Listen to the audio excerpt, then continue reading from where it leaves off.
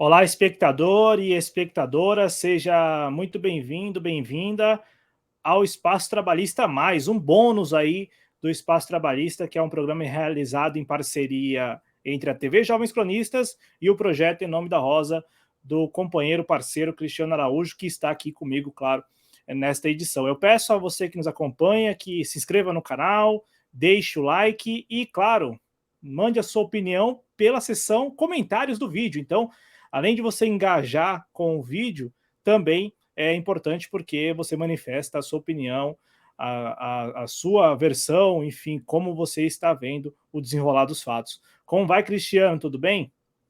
Tudo bem, Cláudio? Boa noite para a galera que está chegando, que vai assistir, né? Esse programa, né? A gente está aqui fazendo uma extensão do espaço trabalhista, né? A gente já vinha conversando há algum tempo sobre essa ideia, né? De estender, de ter mais outras edições, com algumas temáticas especiais. E hoje a gente retoma um tema que nós já iniciamos em uma outra ocasião, né? Que é o novo arcabouço fiscal, que agora, né, botaram aí um nomezinho pomposo, né, que é o novo regime fiscal sustentável, e hoje a gente está aqui de novo, né, na companhia do Ivan Lemos, né, que é o nosso bacharel de economia. A gente vai conversar um pouco sobre esse novo regime fiscal, quais foram as mudanças, as vedações, entre outras coisas que a gente acharem pertinentes aqui. Eu vou estar aqui na companhia do Cláudio, a gente vai tentar esmiuçar aqui no máximo que a gente puder esse novo marco fiscal, que é um tema muito importante e que provavelmente, né, pelo menos é a previsão, né, de que ele possa ser votado na próxima quarta-feira, e o espaço trabalhista não poderia se furtar de debater este tema. É muito importante, principalmente os reflexos, né, desse novo regime fiscal sustentável.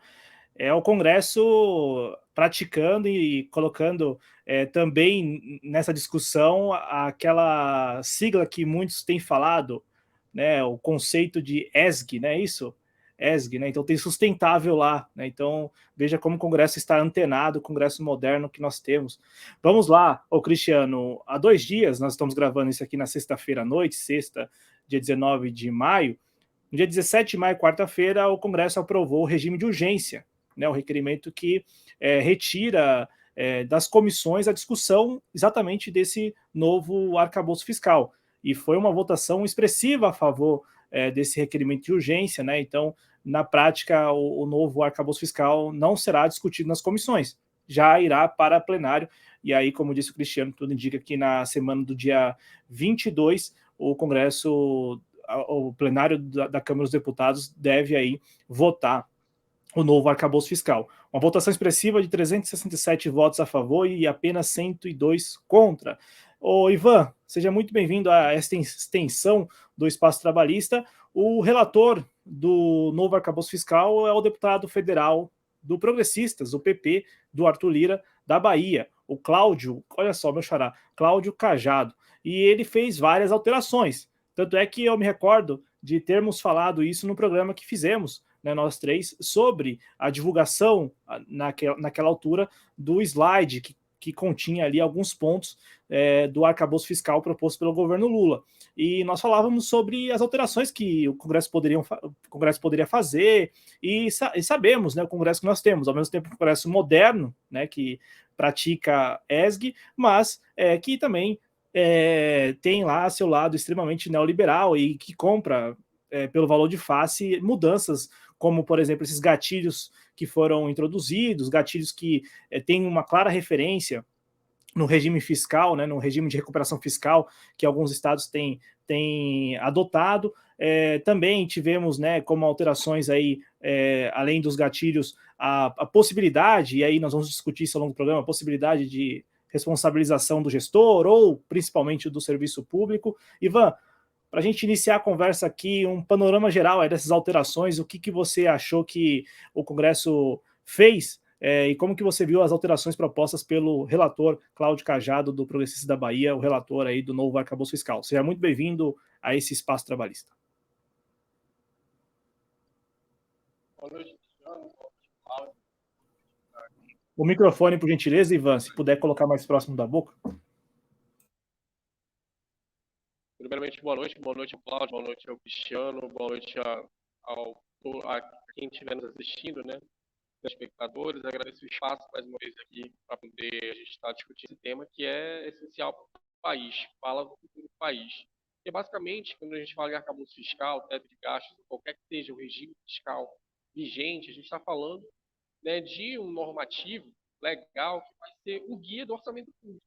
Basicamente, o orçamento público dos próximos anos vai ser elaborado com base nessa nova âncora fiscal, arcabouço, como quer que chamem. Mas o fato é que é o guia do orçamento para daqui, né, para os próximos anos. A gente falou no primeiro encontro, né, sobre a questão do conceito, né, que o conceito da elaboração do projeto é o mesmo conceito do teto de gasto. Embora haja ali algumas coisas, algumas diferenças, né, mas a essência, o conceito é o mesmo. É de que o problema, todo o problema da falta de investimento, da falta da melhor prestação de serviços públicos, da melhor alocação de recursos, vai ser resolvido com austeridade fiscal. O conceito continua o mesmo, de que o problema é que teríamos um gasto público muito acima da média, que estaria pressiona demais o orçamento e que o desequilíbrio fiscal, né, a falta de superávit primário seria, né, basicamente a origem, a razão da falta de investimento, de todo a falta de dinamização econômica. Mas falando do projeto especificamente, as mudanças feitas, muda tudo e não muda nada, na verdade. Alguns gatilhos são ali para deixar a regra um pouco mais rígida, e na verdade a regra já era rígida no projeto inicial, mas com essas alterações feitas. Ivan, só aproxima um pouquinho o microfone.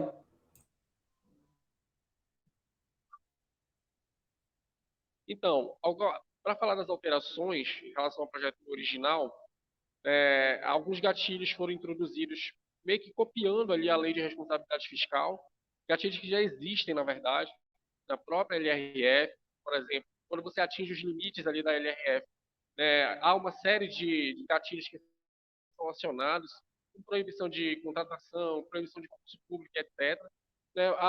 O projeto ele basicamente repete esses gatilhos na sua essência, pega gatilhos da responsabilidade fiscal e da LRF e introduz esse novo projeto, que é basicamente um copia e cola ali. Um desses gatilhos é que, por exemplo, se o gatilho inicial, né, que já era que a meta de gasto não fosse atingida em determinado ano, o gasto do ano seguinte seria reduzido à metade, né, do ano anterior, da arrecadação do ano anterior. E, basicamente, o que ele acrescenta a esse gatilho, ele acrescenta, basicamente, a proibição de reajustes, proibição de concursos públicos, proibição de criação de cargos públicos, criação de novos cargos, não poderia criar novos cargos, caso não atingisse as metas. Mas veja que todo o projeto continua mantendo a espinha dorsal. A espinha dorsal inicial era o quê? Você não atinge a meta de gasto, o gasto é reduzido à metade da arrecadação do ano anterior. Ou seja, você introduz um mecanismo ali para basicamente manter a espinha dorsal do projeto, que é ter um gasto, esse gatilho, né, de controle de gasto, em caso de não atingimento de uma meta. Né? E aqui está atrelado essa meta, né? Esse foi um grande questionamento, né? Porque a política fiscal não tem fim mesmo, né? O objetivo dela é estimular a economia, né? Então, você vai fazer política fiscal para atingir uma meta, né?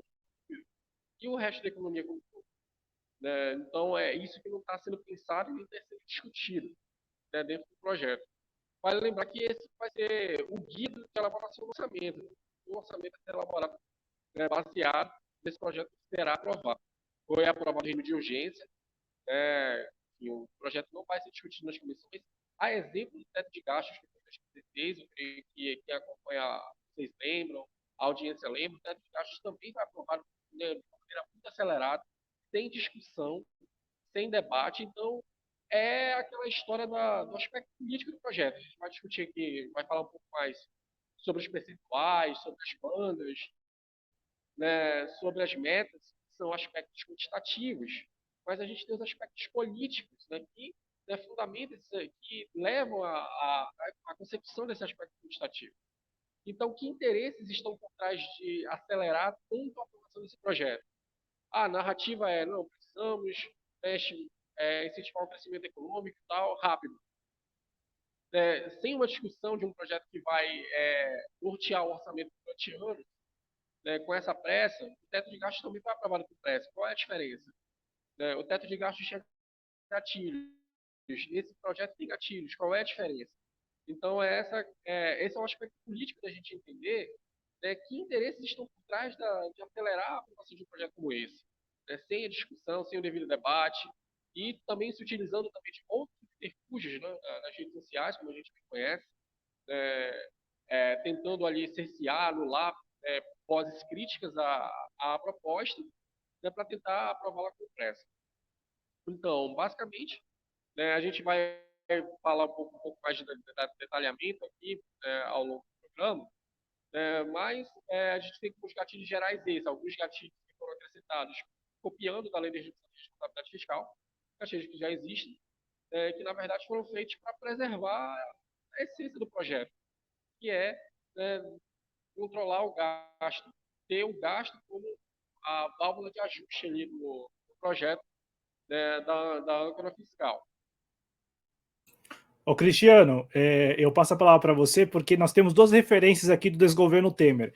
Uma é o teto de gastos, a outra é o regime de recuperação fiscal, que, por exemplo, o seu estado está, o Rio de Janeiro, Goiás, salvo engano, não sei se Minas Gerais também entrou, mas assim, vários estados recorreram ao regime de recuperação fiscal, também aprovado naquele momento, né, da história brasileira ali do desgoverno Temer, e também esses gatilhos aparecem ali, né, não realização de concurso, não reajuste de salário do serviço público.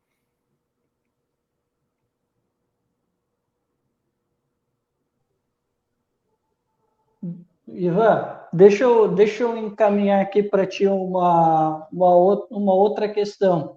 A gente estava conversando, eu e o Cláudio, já que a gente estava falando aqui sobre, tu falou muito sobre a lei de responsabilidade fiscal, correto? E a gente estava aqui numa polêmica se o projeto ele havia uma punição ao gestor público ou não, porque em alguns lugares da mídia dizia que não. Inclusive, eu comentei com o Cláudio aqui que uma das condições que o Lula impôs ao Lira e os aliados foi justamente essa, de que não houvesse a punição na esfera criminal e que se mantivesse o Bolsa Família e outros programas sociais e a valorização do salário mínimo. Mas o Cláudio estava dizendo que ele leu numa nota técnica da Câmara dizendo que havia sim essa possibilidade de o gestor ser responsável, né? Eu particularmente não identifiquei isso fazendo a leitura, mas assim, já que existe dispositivos da lei de responsabilidade fiscal, e aí eu te passo a pergunta, e aí, vai ter algum tipo de punição, além daquelas que estão já previstas no orçamento, mas, por exemplo, uma punição por responsabilidade, ou na esfera criminal, ou não tem nada disso? Como é que é?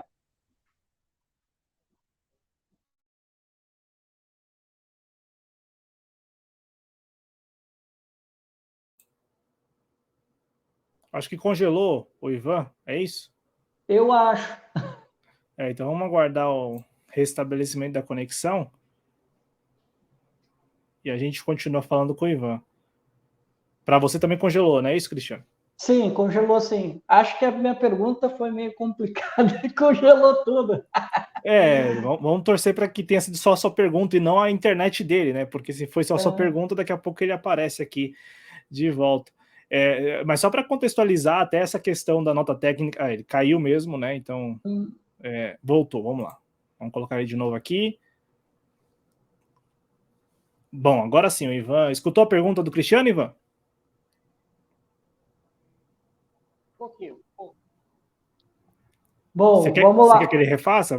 Ou Claro, quer responder? não, sem problema, eu refaço a pergunta. É que assim, eu e o Cláudio, a gente estava aqui numa polêmica, se caso o presidente da República não conseguisse cumprir as metas fiscais, né, que a gente já discutiu, aquela questão dos 70%, aí não cumpriu, vai a 50%, aí daqui a pouco tem, né, outras punições, mas tudo na questão ali do orçamento, né? E a gente estava falando aqui, né, sobre uma possibilidade que não parece que foi um ponto pacífico ainda, que uma parte da imprensa diz que não vai ter punição na esfera criminal ao gestor, e o Cláudio disse que ele encontrou numa nota técnica dizendo que sim, que existe essa possibilidade. E eu estava aqui refletindo, pô, mas não faria sentido não haver uma responsabilidade, já que há muitos dispositivos da lei de responsabilidade fiscal dentro do novo regime fiscal sustentável. E aí eu queria te passar, e aí, cara, vai ter algum tipo de responsabilização, seja ela criminal ou administrativa, por parte do gestor, caso ele não venha cumprir as metas e para além das outras vedações? Como é que é isso aí?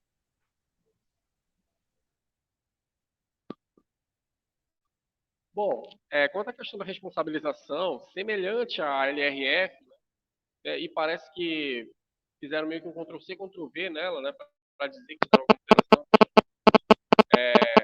para quem para tentar adotar Vamos aguardar, Ivan. aparência.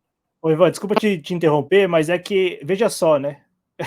Foi só você cair e voltar que aquele barulho que atrapalhou muito a transmissão ao vivo do Espaço Trabalhista apareceu. Mas vamos lá, agradeço ao nosso público pela compreensão. Pode continuar, Ivan. Acho que agora já foi.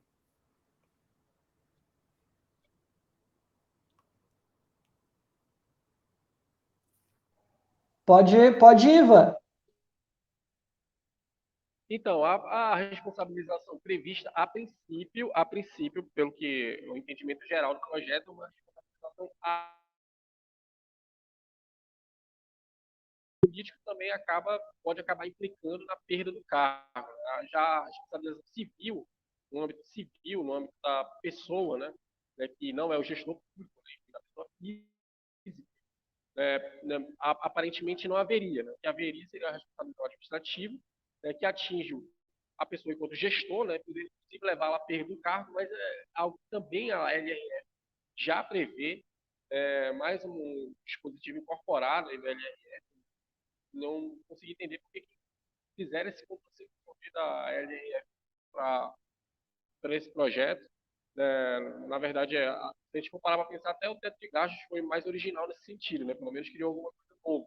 Era ruim, mas pelo menos era uma coisa que não existia antes. Já esse está simplesmente copiando. Né? Então, essa possibilidade de responsabilização administrativa, né, na verdade, acaba sendo um pouco mais o tipo de medida que é explorada, né, para a torcida, público de modo geral, mas a gente sabe que na prática não acontece isso, entendeu? Quase nunca você vai ter um gestor responsabilizado por descumprimento de meta, né? O próprio presidente do Banco Central está aí, né? A large, tudo mais, vai melhorar a gestão, vai dar transparência, pá, melhor compliance e tudo mais. O presidente do Banco Central não cumpriu as metas de inflação, né? E está aí no cargo.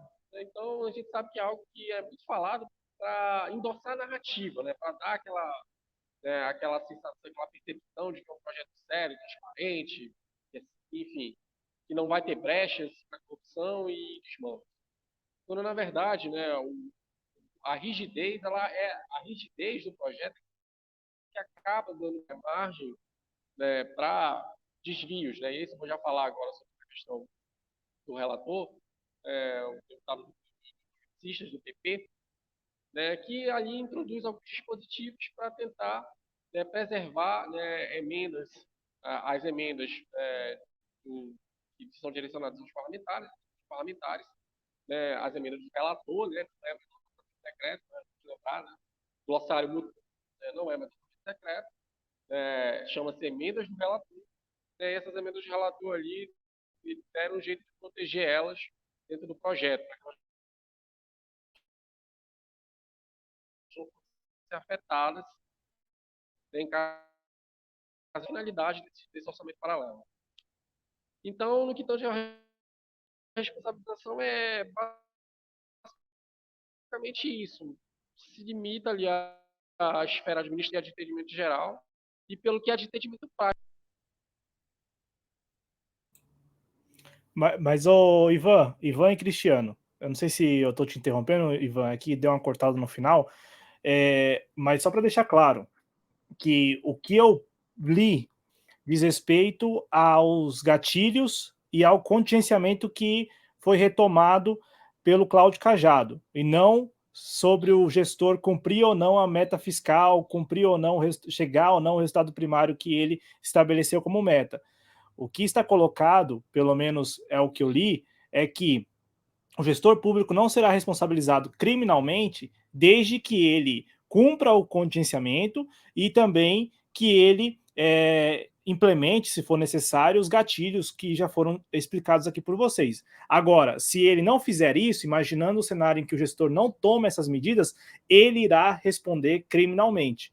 E aí, aqui nós temos, se o governo negociou e colocou como uma das condicionantes, o Lula teria colocado como uma das condicionantes para a aprovação do projeto e principalmente para que o projeto fosse não desfigurado, porque o projeto já chegou, foi mal gestado, né? Tanto é que tem quem diga que o Congresso está neste momento, o que o governo neste momento está cortando na pele, porque enviou um projeto sem muita gordura para o Congresso, né? Tanto é que nós comentamos isso no programa anterior sobre o novo arcabouço fiscal. É um projeto que já foi gestado com sérias limitações. E aí o Congresso, fatalmente, o Congresso conservador e neoliberal, iria estabelecer tantos outros instrumentos para que o orçamento público continue engessado. Né? Então, assim, o que o Congresso está fazendo não era necessariamente não estava fora da expectativa.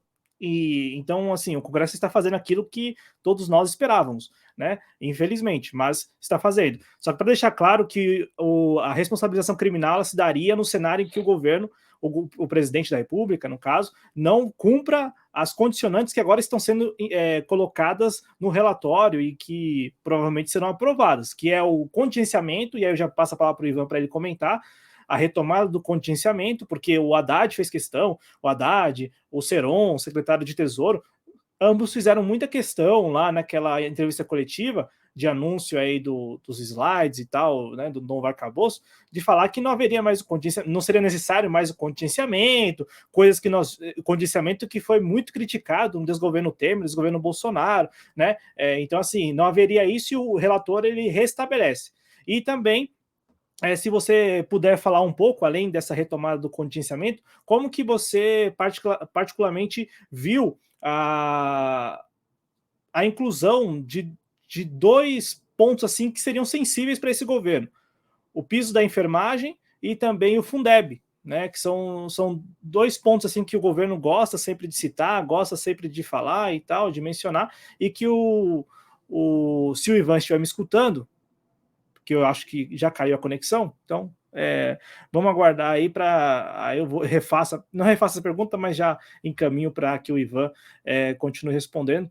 Para essa compreensão do nosso público, né, Cristiano? Sempre porque a gente lembra que a conexão no Brasil, a internet brasileira, ela é totalmente estatal e, assim, se o Bolsonaro não teve coragem de privatizar a internet brasileira, imagine só o presidente Lula, né? Será que o presidente Lula terá essa coragem, né, de peitar aí a Telebrás e privatizar de vez a internet brasileira? Acho que não. Então, a gente, infelizmente, vai continuar sofrendo com esses problemas. Mas é só para deixar claro, Cristiano, porque não tem mesmo nenhuma previsão de...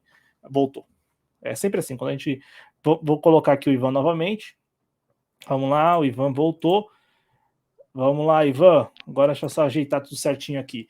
Eu encaminho a pergunta para você. Como que você viu o restabelecimento do contingenciamento e a inclusão do Fundeb e do piso da enfermagem nesse novo teto, no guarda-chuva desse novo regime fiscal sustentável? ESG, sempre, gente. Então, o contingenciamento, a gente já sabe que ele já é previsto na LRF, né? E a gente não vê ele sendo aplicado tanto a nível federal, mas muito mais a nível estadual. A nível estadual, eu acho que ele é mais perceptível, a gente vê esse contingenciamento de perto, você vê as várias paralisações, né, das categorias dos estados. Inclusive, aqui no meu estado está tendo uma paralisação das professores, reivindicando o reajuste salarial, enfim, o governo atingiu uma meta bimestral, teve que fazer um contingenciamento, depois teve um reajuste, enfim. É uma realidade que é muito mais visível assim, nos estados, né? Na União é pouco usual, a gente não vê tanto, mas vê. O contingenciamento está dentro esse contingenciamento parcial, né, que o projeto prevê, ele está dentro do contingenciamento geral. Qual é o contingenciamento geral do projeto? A despesa só pode crescer até o máximo de 30% da arrecadação. Esse é o contingenciamento geral. Para cumprir esse global, eu preciso estabelecer contingenciamentos parciais, né, para que, no final, no global, eu consiga atingir a meta, né, que foi estabelecida, que vai ser estabelecida para aquele ano. A inclusão do Fundeb, na verdade, é um aspecto que, se a gente pegar, né, no teto de gasto atual, o Fundeb está fora, ele não faz parte do o complemento da União, né, que é a parte que a União repassa para os estados e municípios, o Fundeb ela não faz parte, né, do teto de gasto atual, ele está fora. Incluindo o Fundeb, né, que é uma verba que é essencial para os investimentos de educação dos estados, é um aspecto que é até pior em relação à regra atual, né, que não inclui Fundeb, vale lembrar. E isso vai ser alvo de muita judicialização, principalmente por parte dos estados e municípios, vai acabar querendo o próprio governo nesse sentido, de ser alvo de várias ações judiciais, porque é um dinheiro que, embora seja de competência da União pagá-lo, mas seja direito dos estados e dos municípios, então não está alinhado com a lei, com deve, então fica uma coisa meio estranha, alvo de judicialização, e que vai ser um gargalo para o próprio governo depois, se tentar levar o projeto adiante com esse dispositivo dentro. O que a gente pode discutir em relação à questão do contingenciamento é que contingenciamento está associado, à arrecadação.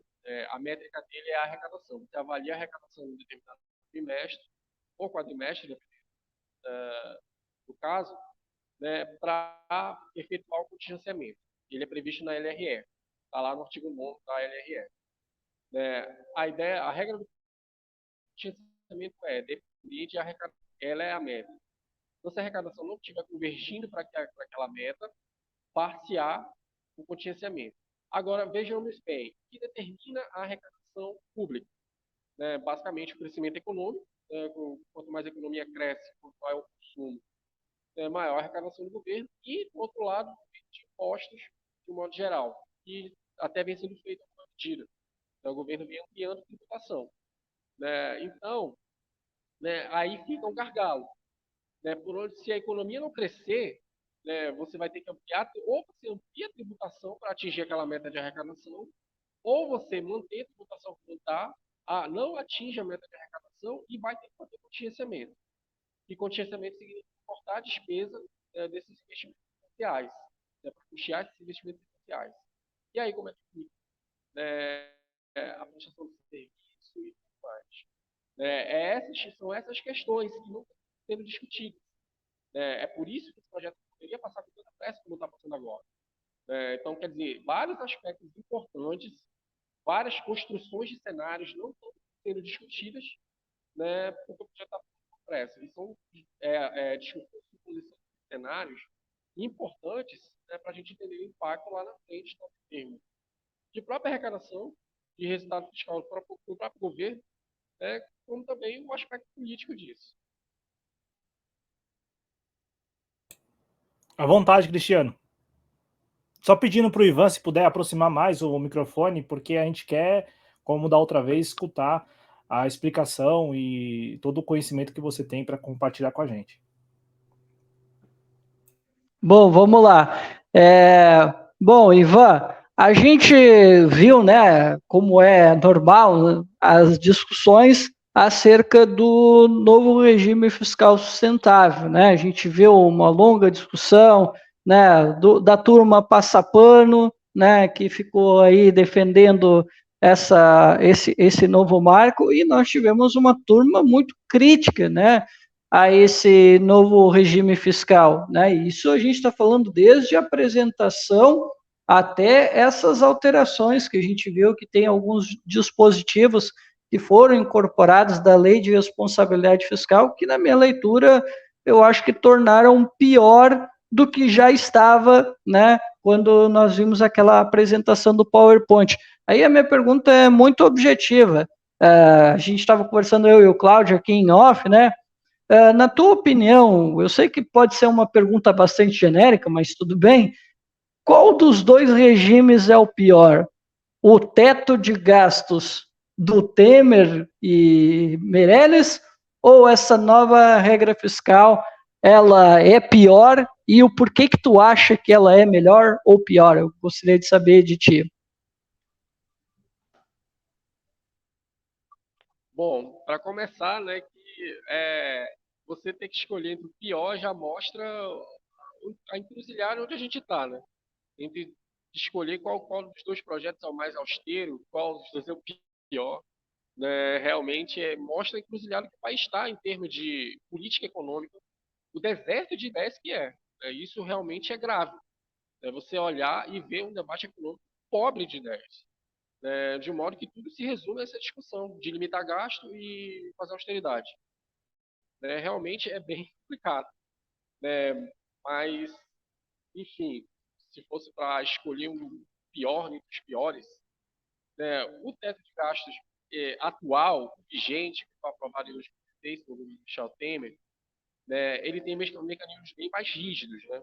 Ele dá bem menos espaço. O novo arcabouço fiscal, embora ele também tenha lá seus gatilhos, as suas amarras, ainda dá uma margem pequena que seja ainda, para manejo de orçamento. O teto de gastos não te dava isso. Enfim, então o de agora seria melhor que o atual, mas não melhoraria não se for assim. Assim, você ser melhor que o teto de gastos não precisa ser grande coisa. Essa é a verdade. Não precisa ser um grande gênio, um projeto para ser melhor que o teto de gastos. Mas a pergunta resolve a nossa situação em termos de orçamento? Resolve a situação de você utilizar o orçamento como indutor de crescimento econômico? Ele proporciona isso? Essas são as perguntas que precisam ser feitas. O projeto tal como ele está agora, ele é capaz de induzir, fazer com que o orçamento seja um indutor do crescimento, de fazer com que o orçamento contemple os investimentos nas prestações dos serviços necessários, de todas as áreas sociais necessárias? Essa é a pergunta que tem que ser feita e que não foi feita, né? Que não foi respondida, na verdade. Como os senhores bem acompanharam, o Haddad compareceu a uma audiência essa semana, lá na Câmara, para comentar sobre o projeto, e tudo que a gente vê e continua ouvindo do ministro da Economia são generalidades. Ele não entra em detalhes, não quer detalhar, não quer responder de uma maneira mais decisiva. Sempre fica naquelas generalidades, fala tudo e não fala nada. São essas coisas que têm que ser evidenciadas. E as questões incisivas não são sendo discutidas, e pelo visto não vão ser, porque o projeto tem de urgência, seja votado mesmo no plenário. Tudo indica que o governo tem base suficiente para aprová-lo, e a discussão vai prosseguir no Senado. Só dois pontos rapidinho, Cristiano. Essa questão da base mesmo, para começar pelo final do que disse o Ivan. É tão cômodo para o Congresso, votar a favor desse projeto. É tão cômodo. Eu fico pensando a posição do Congresso, principalmente do Centrão, que ainda consegue barganhar em cima de uma proposta que facilmente poderia ser gestada pelo próprio Centrão. É o mundo cor-de-rosa, assim, o mundo perfeito do Centrão, porque barganha sobre aquilo que ele já é a favor. É fantástico. Essa posição todo mundo gostaria de estar. E o outro ponto que o Ivan trouxe, que é uma discussão que nós estamos tendo toda semana no Espaço Trabalhista. Cara, ser melhor do que o anterior não basta. É suficiente para o Brasil? A discussão, ou o ponto essencial do debate, da discussão é suficiente para os 10 anos de atraso do Brasil? É suficiente? Basta isso? Isso não só em relação ao novo arcabouço fiscal, mas em relação ao governo mesmo, em relação aos atores que foram escolhidos para compor o governo, ou os que estão no Congresso. A pergunta que nós temos de nos fazer é suficiente? Isto vai atender às nossas demandas, e demandas que estão represadas há 10 anos. O Brasil perdeu uma década. Então, isso vale, por exemplo, a comparação se o Lula é melhor do que o Bolsonaro, se o governo Lula é melhor do que o governo Bolsonaro. Cara, que comparação mais estapafúrdia, né? Uma comparação assim inócua. Os nossos parâmetros estão complicados, né? E não, sem contar, né, Cláudio? Cláudio, deixa eu só fazer um pequeno parênteses e eu já te passo aí. Não, e sem contar que a proposta, o novo regime fiscal, ele conseguiu reunir uma frente muito mais ampla do que aquela que gestou a vitória eleitoral do Lula, né? Ela consegue reunir o cara do Novo, né, o Amoedo, consegue reunir o Bolsonaro, até o Bolsonaro, né, e o PL já se manifestaram. E o Lula, né, ele tem feito todo tipo de assédio para que não haja nenhum tipo de destaque do PT, né, para tentar mudar qualquer vírgula do novo regime fiscal. Inclusive, ele mandou lá o pessoal do Centrão dar um chego ali no pessoal, justamente para não acontecer nenhum tipo de atrito. Então, quer dizer, o Lula está estressando a própria base para deixar tudo para o Centrão comandar como eles acharem melhor. É o mundo cor-de-rosa, como disse o Cláudio. Porque houve até essa chiadeira de alguns quadros do PT que queriam fazer emendas, que queriam apresentar destaques, reforçando, e aí o parêntese do parêntese, né, Cristiano? São operadores, então assim, a gente sempre vê com ressalva essas críticas, né? São ombudsmans, assim, são figuras que, como são operadores da política, a gente não sabe se estão de fato incomodados com o novo arcabouço fiscal ou se estão fazendo isso protocolarmente, né?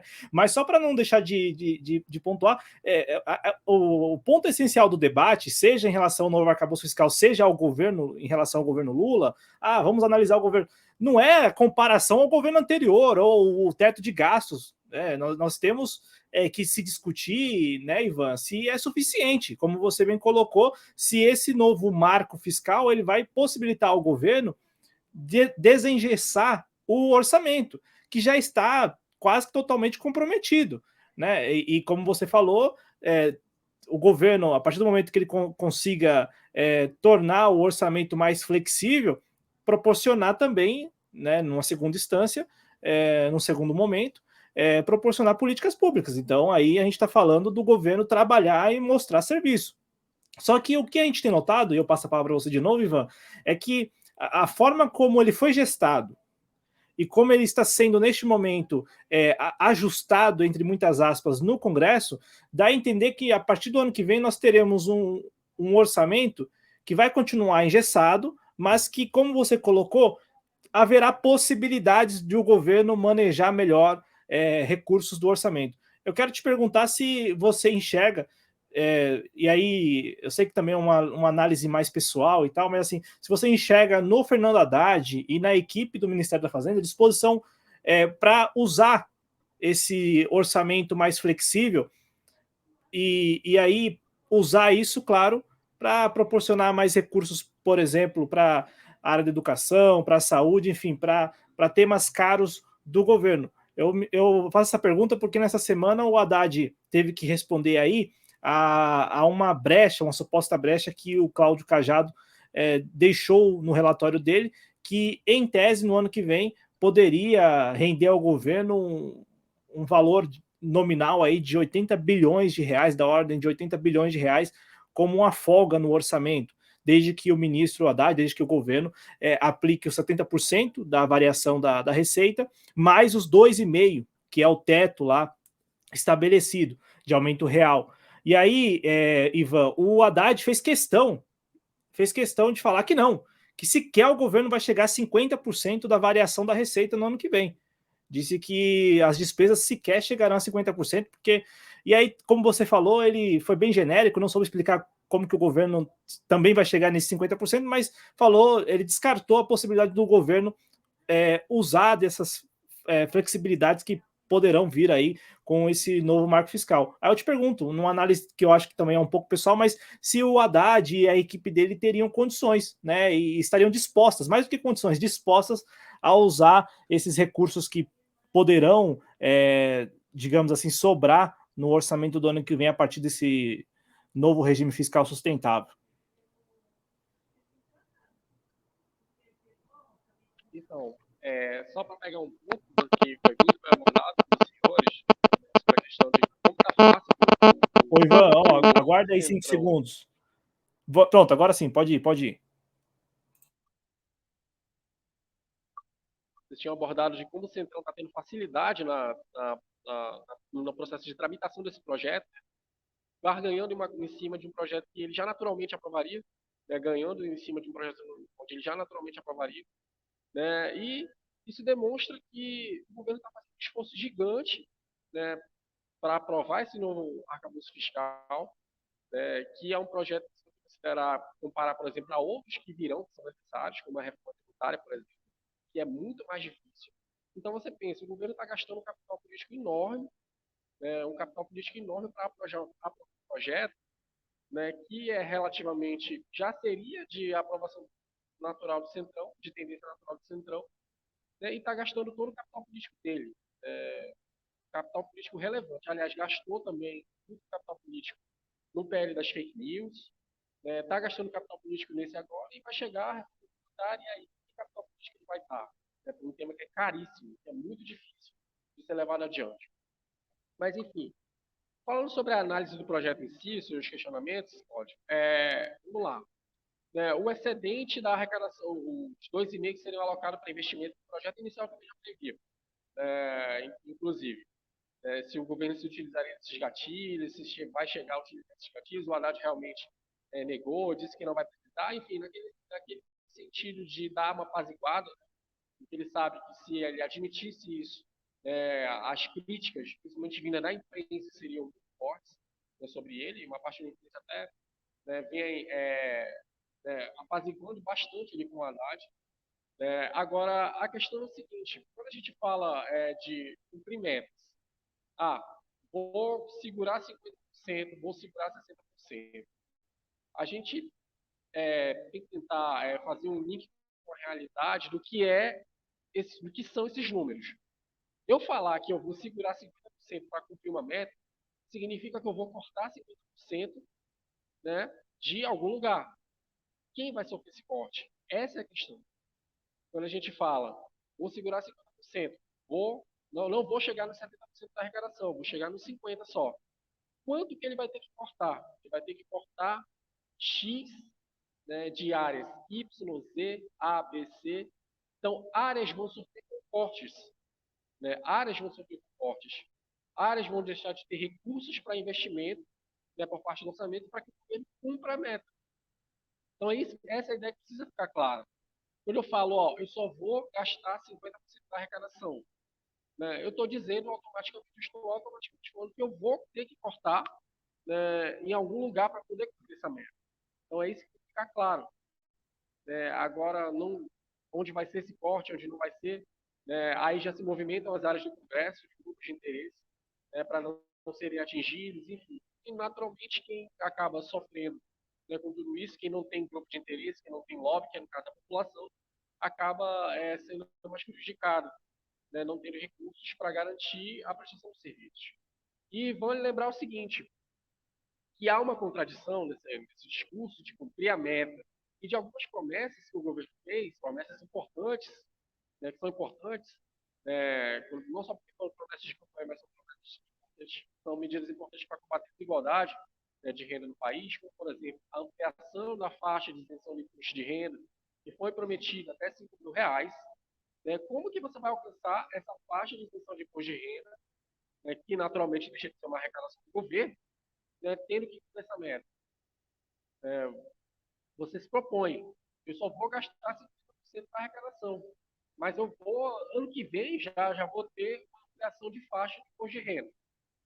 Ao que foi prometido, teríamos gradualmente, todo ano, uma ampliação da faixa até chegar aos 5.000. Como que eu vou chegar nesses 5.000 né, cortando, para cumprir essa meta. Eu vou cumprir essa meta. Vou gastar só 50% da arrecadação. Né, e vão ampliar a faixa de isenção, que é uma perda de arrecadação para o governo, fica uma casca de banana ali, né? Tipo, vai aumentar gasto, vai cortar gasto, vai aumentar a tributação para poder cumprir a meta de arrecadação. Então, você vê que o próprio projeto, né, esse próprio regime de metas do projeto, ele vai deixando cada vez menos margem para o governo, né, cumprir as metas. Fica cada vez menos alternativas. Ou você corta gasto ou você aumenta a tributação. Né? Então, fica cada vez menos margem, né, para manejar ali. E aí, dentro do que você perguntou sobre a capacidade do Haddad enquanto ministro da Economia, né, de amplificar medidas, né, de ampliar a alocação de recursos, mesmo dentro desse projeto, o que eu acho difícil, porque se permanecer do jeito que está, tem pouca margem para mexer, né, e aí ele mesmo acaba se amarrando, acaba ficando de mãos atadas, tendo pouco o que fazer, né, por um projeto que foi criado por ele mesmo, né, que foi criado com pouca discussão, com pouca construção, com poucas ideias discutidas, né, muito mais na base da pressa ali, na base de entregar alguma coisa, né, para a pressão, né, imprensa que os caras estão fazendo. Então, né, são poucas as margens de ampliação de recursos dentro desse projeto. E isso considerando um cenário normal, um cenário onde você não tem crise externa, não tem um evento, né, extraordinário. Ele já é um projeto que amarra muito no cenário normal. Agora, no cenário atípico, né, e aí também, mais uma crítica, onde não foi pensado, você não tem medidas ali, né, para cenários atípicos. Né? O que acontece, por exemplo, se tiver uma situação de calamidade de novo? O que acontece com 70% da arrecadação? Né? O que acontece com a meta? A meta é flexibilizada? O governo pode discutir a meta? Não está discutido, não está claro. Então, essa questão da crítica da pouca discussão, da falta de construção, de você não preparar um projeto para esses cenários. E é por isso que o projeto desse não poderia passar no regime de urgência. Ele tinha que ser discutido com muito mais calma, com muito mais gradualidade, né, porque você tem que pensar todos os cenários. E ao que parece, não foi pensado. Tudo foi pensado, parece que um cenário benigno. E mesmo um cenário benigno, ele já é bem difícil de ser executado. Então, até para o próprio ministro da Economia, para a própria equipe econômica, vai ficar caro executar esse projeto, né, frente a outras medidas que foram promessas do próprio governo, como, por exemplo, criar a faixa de isenção de renda, garantir o aumento real do salário mínimo ano a ano e ampliar o ganho real para os benefícios também, né, no caso do Bolsa Família, mais especificamente. Como é que você vai garantir a realização desses programas sociais, né, com esse projeto amarrando o orçamento, limitado à arrecadação? Como é que esse projeto reage a um cenário externo atípico? Não está claro, não está discutido. Então, da própria forma que está sendo desenhado, está dando pouca margem para o Haddad e para o governo ter um plano B ali, caso de cenários atípicos. E aí começa a virar uma bola de neve, e aí falando politicamente falando, onde o governo vai se vendo envolvido, cobrado pelas promessas que fez, mas não tendo um orçamento que seja compatível com a execução dessas propostas. Então, da própria forma como está sendo desenhado, está dando pouca margem. Então, até politicamente falando, não é uma... É contraproducente a forma como está sendo conduzida a proposta. Tanto do ponto de vista quantitativo, né, econômico, fiscal, como do ponto de vista político. Sim. Ô, Ivan, mas é nesse ponto que eu, particularmente, até discutindo com o Cristiano aqui antes, achei que, assim, o pior cenário é o novo arcabouço fiscal ser aprovado. Né? Só que, como você falou, se fizer essa comparação entre os dois, entre o teto de gastos e o novo regime fiscal sustentável, né, o regime fiscal sustentável, este aqui teria como o governo manejar com um pouco mais de flexibilidade o orçamento. ainda assim muito aquém do que é necessário.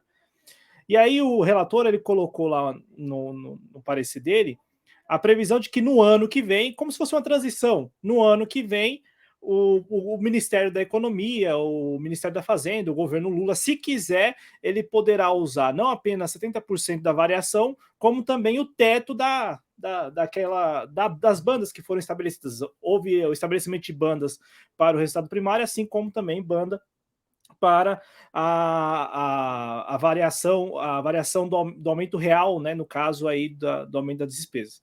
Então, assim, e aí quando eu vejo o Haddad falar que ele só vai usar 50%, eu fico muito preocupado, porque mesmo o Congresso, mesmo o Centrão, é, proporcionando essa transição que não estava prevista no documento original, porque não havia previsão nenhuma sobre o ano que vem. No documento original do governo Lula não havia nada sobre nós queremos uma transição. No ano que vem, no primeiro ano da nova regra, a gente quer usar o teto da banda. Não houve esse pedido, pelo menos não no documento original. E o Cláudio Cajado foi lá e estabeleceu. Tanto é que há uma chiadeira do mercado financeiro sobre esse ponto, porque permitiria ao governo ter mais recursos do que deveria ter na avaliação desses economistas aí dos bancos e tal. E aí eu fico me perguntando, se o Congresso está dando isso está cedendo isso, né? Como foi feito lá no teto de gastos, de início, também vai haver aqui uma flexibilidade no primeiro ano. E o Haddad vai lá e manifesta que para ele tanto faz, sei lá, me parece que ou ele está sendo bravateiro para tentar passar o projeto e se desfazendo, né, dessa proposta, dessa medida que foi adicionada no projeto, ou ele mesmo tendo essa possibilidade de usar mais recursos para mais investimentos e, enfim, para que o governo induza mais a economia, ele não fará.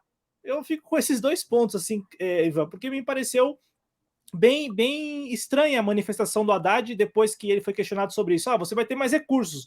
Não, mas a gente não vai. É como se ele tivesse dito assim: a gente não vai precisar, a gente só vai usar 50% e não os 70%, se quer também o teto da banda. Não é preocupante ouvir, por isso que eu pedi uma análise mais pessoal, porque é preocupante você ouvir do Ministério da Fazenda que, mesmo tendo recursos, ele diz que não usaria, né? Em outras palavras. Mas aí a questão é essa. A questão é o conceito que a equipe do Haddad tem, né, de entender que eles amplificarem a margem para uma maior aplicação de recursos ou fazer uma transição que permita um aumento de recursos, soaria, soaria como um sinal de... Aguarda aí 5 segundos, Ivan, porque agora sim voltou a chiadeira. Não, agora pode prosseguir, desculpa.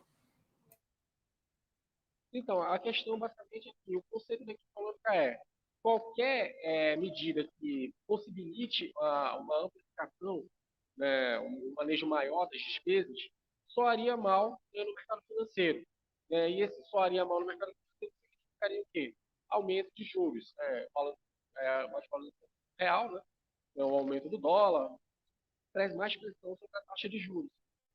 Que é esse basicamente o conceito do que o Haddad trabalha. Então, eu acredito que uma questão de convicção própria, pessoal, da própria equipe, né, entende que não se utilizar de medidas que venham a dar a ele próprio mais uma legitimidade maior, uma ampliação de margem, de aplicação de recursos, né, pudesse criar um ruído, né, que fosse politicamente ruim para a tramitação do projeto. Talvez também política, né, da própria base do governo, né, para que, não criando ruídos no projeto, né, passe mais rápido. Então, entendo que é basicamente isso. Né? E o Haddad, né, não demonstra, né, ter um tipo de ministro bastante disciplinado nesse sentido. Né? Ele cumpre as orientações, ele joga a regra do jogo, eles terminam a ele, e parece que ele se comporta até aqui, pelo visto, é o perfil dele. É se comportar com as regras que se apresentam a ele. As regras então, que apresentam a ele por parte do mercado financeiro são essas, não ampliar nem não adotar nenhum tipo de medida que ampliação de discurso, né? A orientação política da parte do governo, da própria é que não se crie riscos para que o projeto seja mais rapidamente, inclusive a urgência, né? Então, não criar ruído,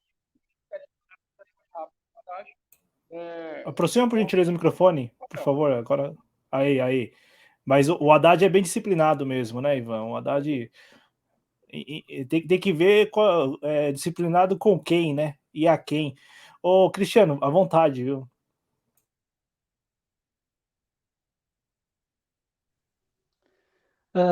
Ivan, vamos falar um pouquinho sobre a lei de responsabilidade fiscal que está dentro do projeto. E uma coisa que a gente já tinha falado aqui em off, que, como eu te disse, eu não tenho um conhecimento, eu nunca parei para ler a lei de responsabilidade fiscal, exceto no período do impeachment da ex-presidente Dilma, que eu tive que ler um pouco para poder discutir minimamente com as pessoas, mas isso já faz bastante tempo, né? Eu queria entender, dentro do exercício fiscal, o que é esse tal de limite inferior que eles colocaram ali, né, nessa nova regra. Eu não entendi muito bem o que isso significa. Tu poderia me explicar o que seria? A lei de responsabilidade fiscal trabalha com 3 limites. Eu tenho o limite inferior, tenho o limite de alerta e eu tenho o limite, né, contingencial, que é a partir do qual né, você realmente faz o contingenciamento. Então, o projeto de instituto de limites é basicamente a cópia da LRF. Você tem Só deixa mais próximo da tua boca o microfone. Então, basicamente, a ideia dos limites é essa. Então, você tem um limite de alerta, onde a partir daquele limite, né, e a lei de responsabilidade fiscal também trabalha com essa ideia de limite de alerta. Não me falha a memória, acho que é 46% da receita líquida. 46 ou 44.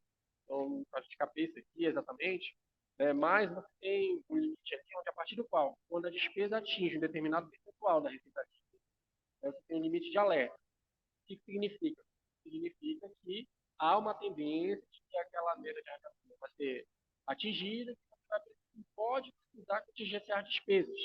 Isso já é uma sinalização, né, de que caso, né, a despesa aumente até avançar o limite contingencial, né, despesas vão ser cortadas. Mas o limite de alerta ele já vai indicar, né, quais despesas vão poder ser cortadas, vão ser cortadas, vão ser alvo de corte caso aquele limite contingencial esteja atingido. Basicamente essa é a ideia, né? Então, o projeto como ele está estruturado dessa forma. Eu tenho um limite global. Limite global, despesa é igual a 70% da arrecadação. Para cumprir esse global, eu vou estabelecer contingenciamento de limites parciais, né, para que eu possa chegar no global. E nessas sinalizações, eu já vou dizendo que despesas vão ser cortadas, que despesas vão ser alvo. E a gente, pela prática, né, de analisar o orçamento, a gente sabe que a despesa é primeiramente cortada no investimento, é uma despesa discricionária, né, não é uma despesa obrigatória, então é onde o governo corta logo, investimento. Né? Só que cortar investimento, você sabe, entendeu? É você tirar uma bola indutora da economia. Né? E outra coisa, quando o governo corta o investimento, significa o quê? Abrir espaço, né, para mais políticas, programas de concessões, né, de serviços e de ativos públicos, né, a empresas, né, privadas. E aí o governo vai ter aquelas justificativas que não tinha dinheiro para investir. Então, basicamente, são esses gatilhos de alerta. A gente olha.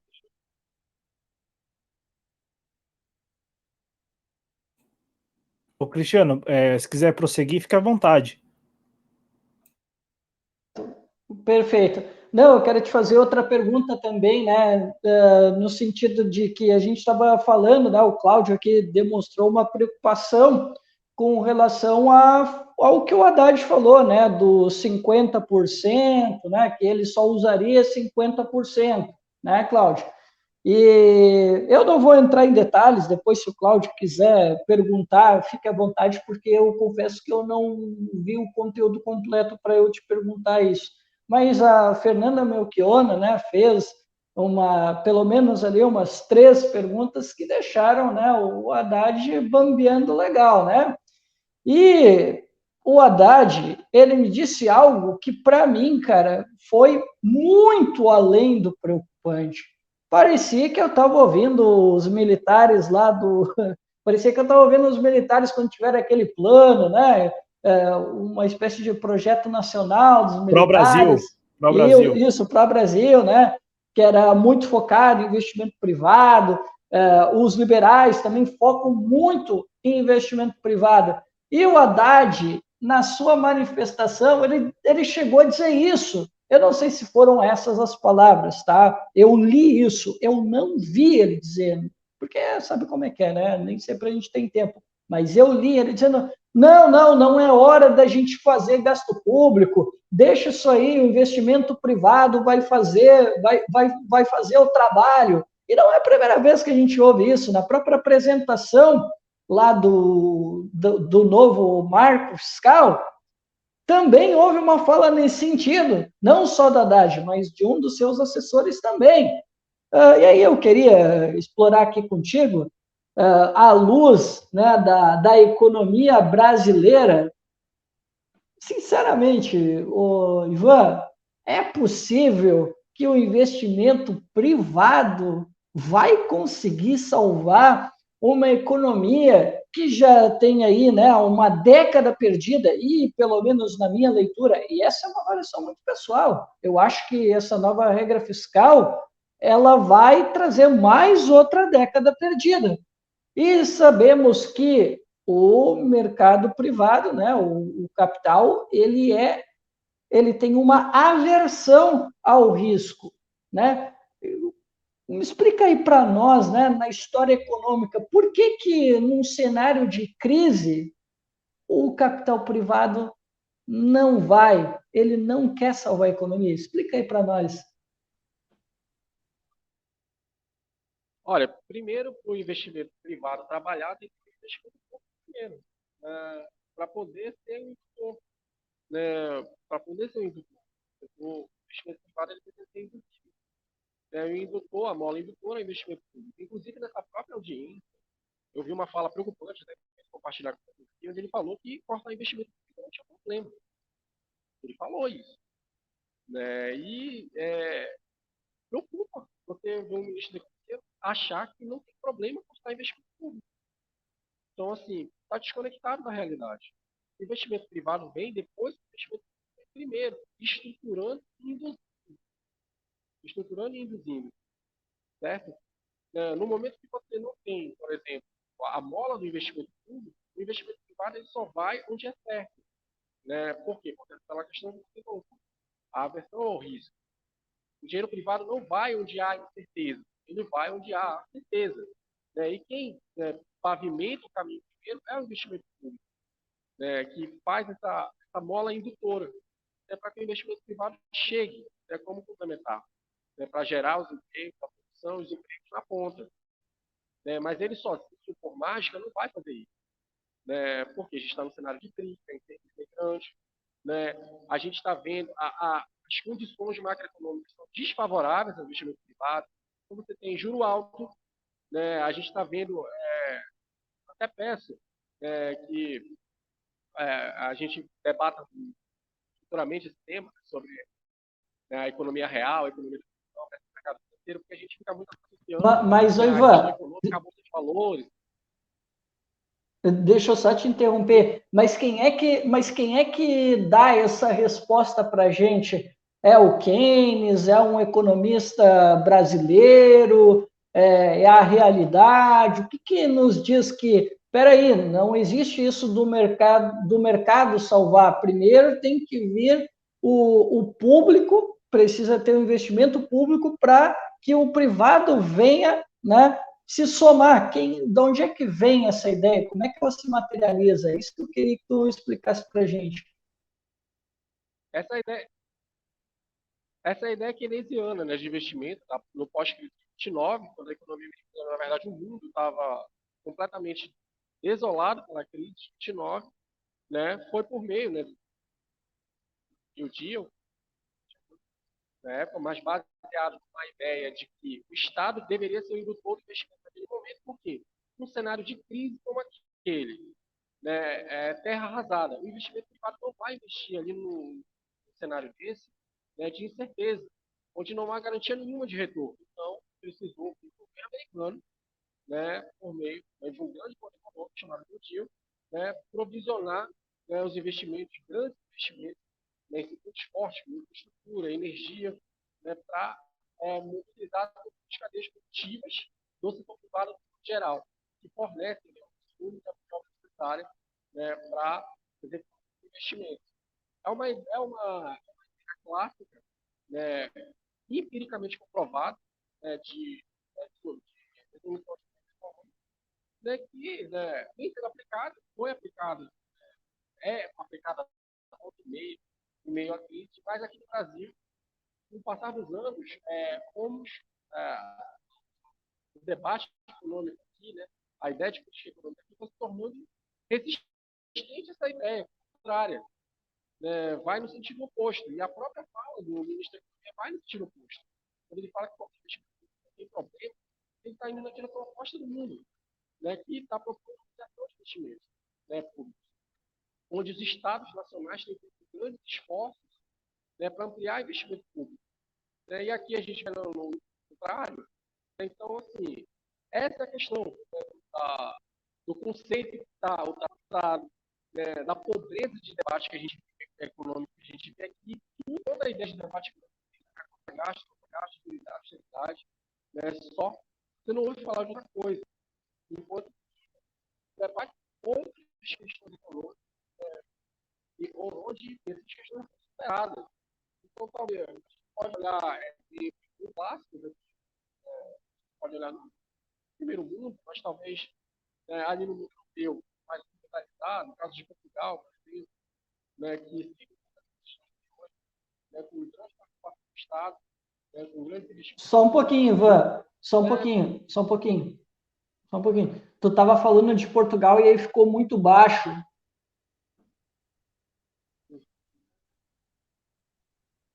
Sim, agora tá bom?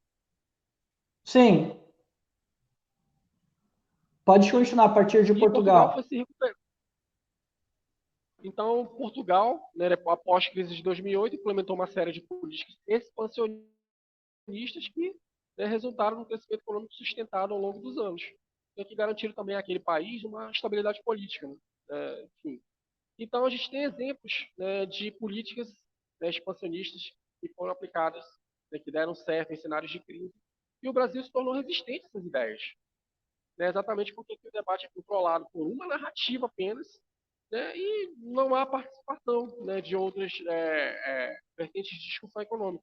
Na verdade, existe, mas existe um controle de narrativa, esse controle é muito forte, né, principalmente agora, em termos de redes sociais, enfim, de influências monetizadas, né, que pautam os debates, que, enfim, né, conduzem toda uma narrativa, né, uma narrativa dominante. Então, quando a gente olha as declarações do ministro da Economia, a gente vê que está muito mais alinhado a conceitos, né, que já foram ultrapassados, né, pela realidade. A realidade já mesmo demonstrou que esses conceitos, né, do neoliberalismo, da escola de Washington, ou lá da escola de Chicago, lá atrás, já foram superados. Né? Entretanto, o que mais assusta é isso, é ver que ele não fala isso, não só como uma forma de apaziguar ou cumprindo, de repente, uma orientação política, é isso também, né? Na verdade, nada, cumpre o que ele passa, né? Mas, por ver, também ele tem convicção, ele realmente acredita que é isso. E isso que assusta, né? Além de você ter um projeto que te dá poucas alternativas de manejo de orçamento, de flexibilidade, você também tem poucas ideias de política econômica alternativas. E isso que realmente preocupa. Eu acho que o que você falou agora sintetiza muito do receio que nós todos temos em relação ao Fernando Haddad no Ministério da Fazenda. Nós não sabemos se ao certo se são bravatas para que, como você disse, não criem mais ruídos na discussão do arcabouço e também na condução da economia, ou se é convicção.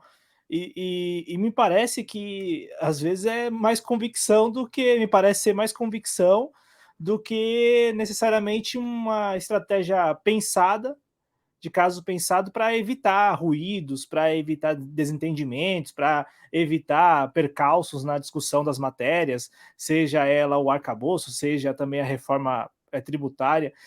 Me parece que ele pensa dessa forma. E se ele pensa dessa forma, é bom lembrar que a equipe dele foi capaz, mesmo diante de um arcabouço fiscal que segue, como você falou no programa passado, o conceito do teto de gastos, mas tem lá, por exemplo, as bandas, tem lá, por exemplo, o piso para investimento.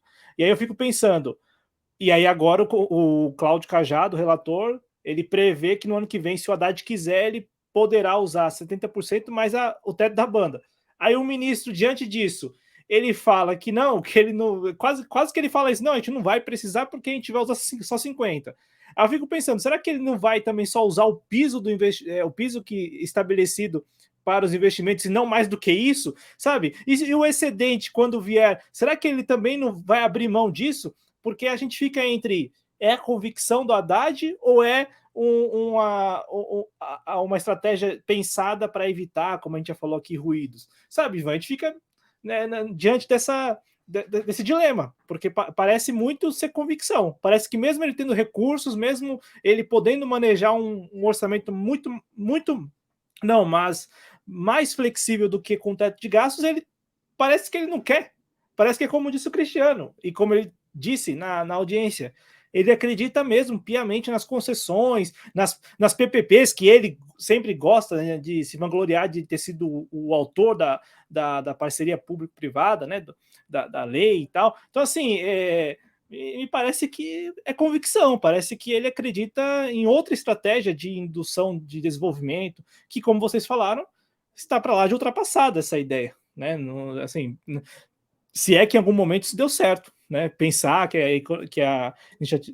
acreditar que na iniciativa privada, acreditar que a iniciativa privada seria responsável por todo o desenvolvimento, né? Se é que isso deu certo em algum lugar, em algum momento, mas ele parece acreditar que concessões, PPP são o caminho. E no governo tem gente, né? Muita gente. Acho que tem até mais gente que pensa nisso desse jeito do que na ideia de que o governo, a União, que o orçamento público é quem deve induzir o desenvolvimento. Mesmo que isso custe, e aí eu acho que também é um ponto, mesmo que isso custe capital político ou, por exemplo, desgastes de imagem, sabe, críticas do mercado financeiro. E a gente olha para o governo, e é a impressão que nós temos de fora, né? A impressão é que, assim, não tem ninguém ali disposto a comprar essa briga. Mesmo tendo o Ministério da Indústria, mesmo tendo lá figuras das universidades que pensam e acreditam, né, também na ideia keynesiana e principalmente no desenvolvimentismo, mesmo dessas pessoas participando do governo, parece que ninguém está disposto a comprar essa briga política, né? Porque a gente sabe que o mercado vai chiar, a gente sabe que, de repente, até rompimento diplomático pode acontecer, enfim, mas, sabe, parece que não tem ninguém disposto. Não é que falta estatura, não, na minha avaliação, Cristiano e Ivan, estatura política. É que acho que falta um pouco mais de coragem, ou, como disse o Ivan, às vezes a convicção dessas pessoas está mais para o lado, né, do neoliberalismo do que do desenvolvimentismo. Passa a palavra para quem quiser, o Cristiano, depois o Ivan, por favor. Uhum. Não, então eu já vou encaminhar, né, a minha última pergunta para a gente já concluir, né, aqui a gente já encaminhar para o final. Ivan, a gente costuma, né, já que nós temos um ambiente de dominação neoliberal, né, a gente vê muita ideologia envolvida no debate econômico.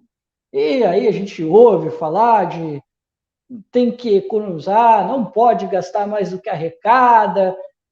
Nós temos aí, né, muitas pessoas fazendo concessões, principalmente no governo. Daqui a pouco a gente viu, né, que muita gente chiou com a primeira regra do governo, queriam regras ainda mais restritivas, e aqui a gente falou, né, no espaço trabalhista que o Congresso ia piorar essa regra. E dito e feito, na minha avaliação, sim, piorou, né? E tem uma questão que me chama bastante atenção, e aí eu quero explorar, né, o teu conhecimento de economia, que é a questão do equilíbrio fiscal, né, que sempre se busca nessa ideia do equilíbrio, né? Eu chamo de equilíbrio macroeconômico. Eu não sei se eu estou correto, né, na nomenclatura, mas sempre o neoliberal está buscando um equilíbrio, né? O equilíbrio entre a despesa, o equilíbrio entre as receitas, né? Ele está sempre buscando isso, né? E aí eu queria saber de ti, Iva, porque nós temos na própria lei, né, que um dos objetivos é buscar uma relação da dívida bruta com o PIB, né? Isso está lá, está no próprio relatório do Cláudio Cajado. E aí eu queria saber de ti, Cláudio, desculpa, Cláudio, não, desculpa, o Ivan, de onde que vem essa ideia de equilíbrio, de sempre buscar essa condição de equilíbrio fiscal que nós vemos tanto invadindo no debate econômico? De onde é que isso vem historicamente, Ivan? E claro, e por que essa ideia é tão sedutora? Esqueci de comentar isso. Não, essa ideia basicamente é uma ideia que vem da doutrina liberal que foi se reciclando ao longo do tempo. E basicamente ela, da forma como a gente conhece agora, a ideia do equilíbrio fiscal, não pode gastar mais do que arrecada, tem que fazer superávit, pá, pá, pá, é uma ideia que foi reformulada e bem massificada lá na década de 70 com a escola de Chicago, né, do Milton Friedman, que é o ícone dessa escola. Né, e basicamente a lógica dessa ideia de equilíbrio é você enxergar o Estado como uma empresa. Uma empresa, a finalidade dela, o resultado final dela deve ser o lucro. Ok. Mas uma empresa é uma empresa. A finalidade dela é o lucro, os recursos dela realmente são escassos. O Estado não é assim. O Estado não existe para dar lucro. O objetivo do Estado é garantir o bem-estar social. Ele precisa utilizar de todos os mecanismos orçamentários e econômicos para atingir, né, o bem-estar social. O objetivo do Estado não é lucro. Então, a própria ideia de equilíbrio do Estado, equilíbrio fiscal, não faz muito sentido, né, dentro da própria lógica de Estado. Então, o que acontece é que a ideia do lucro, o resultado de lucro das empresas, foi transplantada, né, para a execução de política fiscal dentro do Estado, né, dentro da doutrina neoliberal que, politicamente falando, foi avançando, né, com a eleição, os governos alinhados com essa ideia. É uma ideia que tem sustentação na realidade? Nenhuma, zero, entendeu? Mas é uma ideia que tem muito marketing, tem muita narrativa, né? E a gente sabe que na política, muitas vezes, na verdade, muitas vezes, não se trata da verdade nem do que é real, do que é convincente. A narrativa deles é convincente, eu nem acredito que seja convincente, entendeu? Eu acredito que eles falem mais. A forma deles é que eles falam mais. Né? É uma narrativa mais complicada, nem tanto convincente, né, para quem acompanha mais de perto, né, mas ela é bem mais massificada, bem mais consolidada, né, do que as ideias opostas, do que as ideias alternativas de economia. Isso se dá em parte aí uma posição pessoal minha que tenho, né, de entender que muitas vezes o progressista, de modo geral, ele se escusa do debate econômico e vai. E aí acaba deixando esse terreno amplamente dominado pela doutrina liberal. Por mais que as teses dele não se verifiquem, sejam superadas pela realidade, você não consegue ver isso na prática. Por quê? Porque ele está continua tendo o predomínio da narrativa. Por quê? Porque não existe um acordo. Né? Então, enquanto não existir, continuar prevalecendo. E claro, né, não só isso, né? Mas também tem todo o aspecto financeiro, publicitário, né, de como eles conseguem vender essa narrativa. Então, basicamente é isso. E aí, voltando, né, para encerrar aqui, né, sobre a questão do projeto, como a gente discutiu no primeiro ponto, a ideia é o conceito. O conceito é igual ao teto de gastos. Continua mantendo um regime fiscal amarrado, pouca margem. Tem uma margem maior que o teto de gastos? Tem, mas ainda é pouco e aquém do que a gente tem, né, para, né, usar o orçamento. Certo? Então, ideia né, o conceito de uma condição. E a condição da equipe econômica é essa, de que o crescimento econômico depende, né, do equilíbrio fiscal. Se não tivermos equilíbrio fiscal, não tem crescimento econômico. Então, uma questão de que eles acreditam nisso. O próprio Haddad acredita nisso. É oferecido um jogo, o jogo está desenhado de forma, né, que siga esse conceito, siga essa regra. O projeto ele deve ser aprovado, o governo ele deve ter base para aprovar o cenário, não vai ter dificuldade. Né? O projeto vai ser discussão no Senado e é importante a gente alertar que a gente já está praticamente no final, já se foi um semestre, né, de ano. O semestre já foi. Então, você gastou um semestre todo, né, para discutir um projeto que é um projeto fraco, não atende às expectativas, né, que está custando caro, caro para o governo. E os outros projetos importantes, né, que ainda devem ser encaminhados, como vai tocar para isso? Um caro vai custar. Um ano praticamente já foi. Né, e um ano só discutindo, né, esse projeto que foi aprovado, desenhado de forma, né, e está custando caro ao governo. Praticamente um ano para aprovar um projeto, né, e mais os outros. Então, lembrar a questão do timing, né? Não é só a gente melhorar, ser melhor, né? Tem que ser feito, tem que ser rápido, né? Porque se o tempo passa, os problemas continuam, né? Você acaba com a punição necessária de meio, né, das forças políticas extremistas que no passado chegaram ao poder. Então, assim, eles, no momento, eles sabem que eles não estão no seu melhor momento, estão na retaguarda, né? Mas, à medida que o tempo vai passando, as coisas não vão evoluir, eles têm margem para começar a voltar para o jogo. E é isso que tem que pensar. É melhorar? É rápido. Só aumento do salário mínimo é suficiente? Não, é importante, não é suficiente. É preciso todos os medidas, né, em termos de estímulo econômico, que até agora não se viu praticamente o semestre todo. E toda a discussão girou em torno econômico de um projeto só. Então, tá pouco. Acho que é rever a questão de time, e a questão de médicos, que é o que indica parece que vai mudar. Né? Se contarmos com um cenário benigno, talvez consigamos um crescimento aí, razoável, né, seja razoável, né, nada mais do que a gente pode gostar. Cortou um pouco aqui para mim. Está cortando aqui para mim também. Tu estava falando que num cenário positivo. Num cenário positivo, o que a gente pode esperar?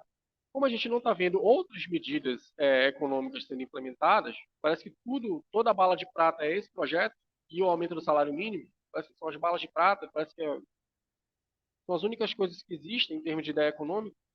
Né? Se num cenário benigno a gente tiver um cenário benigno, podemos ter um crescimento de 1%, que é o que as estimativas estão apontando, né? 0,8%, 0,9%, um nível de emprego ali razoável, uma taxa de desemprego ali razoável, taxa de 2 dígitos, mas não outras coisas. Mas é suficiente para melhorar, de fato, né, a condição do país, a condição da população brasileira? Essa é a questão. Né? Então, para melhorar mais, para você ter sustentabilidade como está o projeto, né, é preciso um regime fiscal que dê margem para o governo investir mais e alocar mais nos serviços necessários. Ao que parece, não vai ter, ou pode haver uma modificação do Senado, que retome alguns pontos, que apresente alguns pontos, mas que diga na Câmara, esse é o projeto que vai passar. Na câmera, ó, senti uma dor na coluna agora aqui, cara, que eu não sei porquê, travou tudo. Mas assim, na Câmara parece que o texto está dado, né? Pode piorar, mas não melhorar. Conversamos com o Ivan Lemos, bacharel em economia, já esteve conosco numa outra edição e recomendo fortemente a quem não acompanhou outro programa que foi feito assim bem depois da divulgação dos slides com a versão original do governo para este, como que é, regime fiscal sustentável. Tá vendo como o Congresso está seguindo a risca, né? Também bem moderno. Tanto é que eu ia esquecendo de falar, né? É tão moderno o nosso Congresso que o Fundo Amazônia, os recursos estão de fora também desse teto aí. Então, veja como tem uma preocupação ambiental. É bem ESG mesmo. O nosso Congresso ele pode ser conservador, neoliberal, mas ele segue à risca essa nova tendência, esse novo conceito aí de gestão e governança, né? Conversamos então com o Ivan Lemos, Cristiano Araújo também esteve comigo nesta edição do Espaço Trabalhista. Cristiano, passa a palavra para você cumprimentar o nosso público e, claro, agradecer ao Ivan Lemos por ter novamente dedicado parte do seu tempo para compartilhar com a gente o seu conhecimento, né, em economia, principalmente com o nosso público. Bom, Cláudio, independente do que vai ser, né, o novo regime fiscal sustentável, que a gente tem aí, né, uma perspectiva de que ou fica na mesma, ou pode até piorar no Senado. Bom, eu não sei o Ivan, mas é a minha perspectiva que essa busca do equilíbrio fiscal vai nos levar a um lugar só, um baixo crescimento econômico. Não há outro lugar que o Brasil vá caminhar. E aí eu vi o nosso relator falando sobre o projeto, dizendo que tinha que ser rígido mesmo, mas eu vi ali que começou a haver uma certa, como é que eu posso dizer? Começou a haver uma certa conformidade, que não, tudo bem, vamos fazer os programas sociais e está tudo certo. E o governo simplesmente lavou as mãos. Porque, Cláudio, me parece que realmente, Cláudio, isso é muito grave o que eu estou dizendo. O horizonte econômico do governo federal é o salário mínimo e os programas sociais. Não há mais nada além disso. Se o governo, se o Congresso quiser colocar uma regra ainda mais dura, pode colocar, não tem problema, desde que preserve o salário mínimo e preserve os programas sociais. Isso, Cláudio, é a gestão moral da miséria. É muito pouco. E como eu disse, acredito que nós vamos caminhar para um cenário de décadas de baixo crescimento. E assim, Cláudio, usando uma figura de linguagem, o Brasil caminha para se tornar um grande Prometeu acorrentado. Infelizmente é isso, cara. Obrigado, Ivan. Obrigado. Eu agradeço o espaço aqui, agradeço aqui ao Cláudio, agradeço ao Cristiano, mais uma vez, pelo convite, para a gente poder estar discutindo aí os temas que são chave, que são relevantes na política nacional. Espero poder participar de mais vezes, para a gente fazer essa discussão e orientar, fazer esse papel de conscientização crítica, essa é a verdade. Não é só levar informação, mas é levar informação crítica, com questionamento, que é essa informação que verdadeiramente vai produzir uma análise política que leve os projetos, que leve as discussões, que alinhem todos esses projetos e discussões aos interesses do povo brasileiro, do país, da nação. Obrigado, agradeço o espaço e tenha uma boa noite. Valeu, Ivan, valeu, Cristiano. Lembrando que o Espaço Trabalhista ao vivo toda quarta-feira, 19h30, na TV Jovens Cronistas, com reapresentação no fim de semana no canal Em Nome da Rosa. Um abraço a todos, se cuidem, muita saúde para todos nós, até mais. Tchau, gente.